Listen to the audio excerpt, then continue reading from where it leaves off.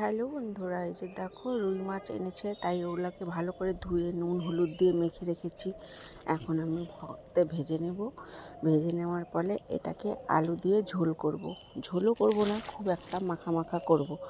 তো দেখো তোমরা আমি কিভাবে করি, তোমরাও এভাবে বাড়িতে করে দেখো, খেয়ে দেখবে। সবসময় একই রকম স্বাদ ভাল লাগে না, বা নিজের রান্না ভাল লাগে না, অন্য রকম রান্না খেলেও ভালো লাগে। তো তাই দেখাচ্ছি। মাছগুলো ভাজা হয়ে গেছে, আলুগুলো ভেজে নিচ্ছি। এবার মশলা দিয়ে ভালো করে কষাবো। কষানো হলে সামান্য জল দিয়ে দিব। দেওয়ার পরে জলটা ফুটে আসলে মাছগুলোকে ঢেলে দিব, আর 2-4 মিনিট রেখে ঝোলটা নামিয়ে নেব।